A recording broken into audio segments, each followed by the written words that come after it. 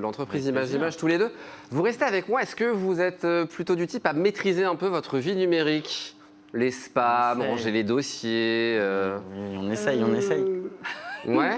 Et ben on va voir ça. C'est avec Sophie Erard, notre spécialiste de l'organisation et du rangement. Elle a l'œil qui frise parce qu'elle sait qu'elle va nous coller sur certaines questions. Tu nous as préparé un petit quiz ce soir. Oui, tout à fait. L'idée, c'est qu'on a tous une vie numérique, un ordinateur, des smartphones qu'on utilise dans le travail, dans notre vie privée. Mais qu'on se laisse vite déborder. Voilà, donc tu vas nous aider ce soir, tu nous as préparé un petit quiz. Exactement, parce que d'habitude, je vous parle de désordre dans les tiroirs, les placards. Bon. Sauf n'oublions pas les 836 mails qui sont stockés dans la boîte de réception. Ah bon? Oui, toutes les photos qu'on a sur son smartphone, capture d'écran, selfie qui ne serviront pas à grand-chose. Ou tout ce qu'on a accumulé aussi sur l'ordinateur, sur le bureau de l'ordinateur, l'espèce de myriade de documents sur le bureau. La première question, je la pose? Vas-y. Les meilleures armes anti-spam pour ma boîte mail sont A, la navigation privée, B, une adresse mail poubelle, C, supprimer sa boîte mail ou D, la désinscription aux newsletters. Vous avez peut-être la réponse à la maison, il y vous a avez une idée? plusieurs réponses possibles. A.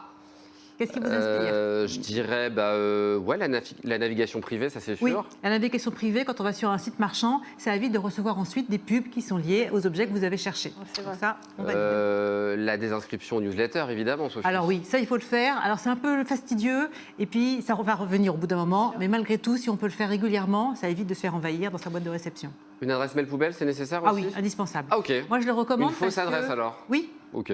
Mais qu'on utilisera uniquement pour des commandes sur des sites marchands ou quand il faut se créer un compte éphémère ou pour une carte de fidélité.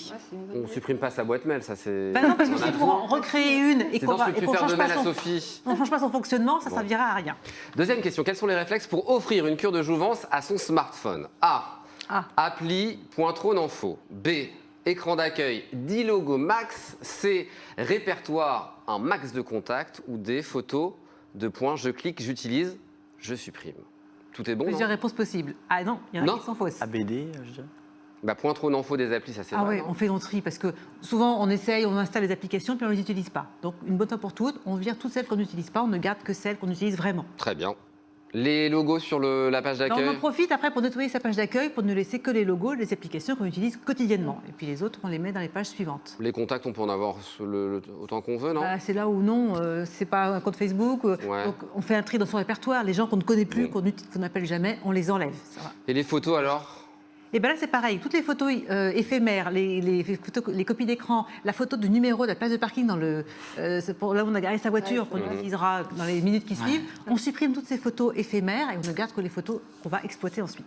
Rapidement, ras-le-bol de cet ordinateur trop lent, je vais A. m'en racheter un autre, B. faire un grand reset, C. faire la chasse aux fichiers parasites ou D. tout regrouper dans des dossiers. Sophie?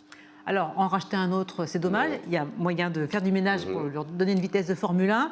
Le reset, c'est un petit peu radical, donc on va peut-être faire quelque chose de peu plus en douceur. Donc oui, les fichiers parasites, dans les téléchargements, on les enlève. Vider sa corbeille, des fois on ne le fait même pas.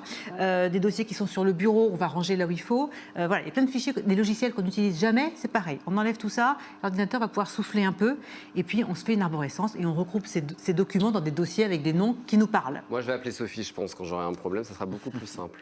Dernière question, pour ne plus être esclave de son téléphone, je pourrais A. désactiver les notifications. Oui, bien sûr.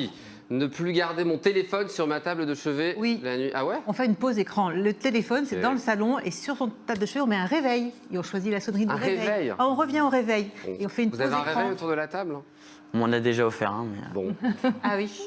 Toi, il est bien jeune, Thibaut. Me fixer des plages horaires sans téléphone. Oui, évidemment. Oui. Et puis rester efficace et concentré et pour éviter de se distraire, d'être dispersé. Et le mettre sous clé? Non, parce qu'un téléphone, ça sert aussi à se faire appeler pour qu'on puisse le joindre. Donc, à un moment donné, les mesures radicales, c'est pas la peine. Mais c'était très drôle. Merci beaucoup, Sophie. Tu reviendras régulièrement nous parler organisation, rangement. On en a besoin et ça va nous aider dans notre quotidien. Merci à vous d'être venus sur le plateau.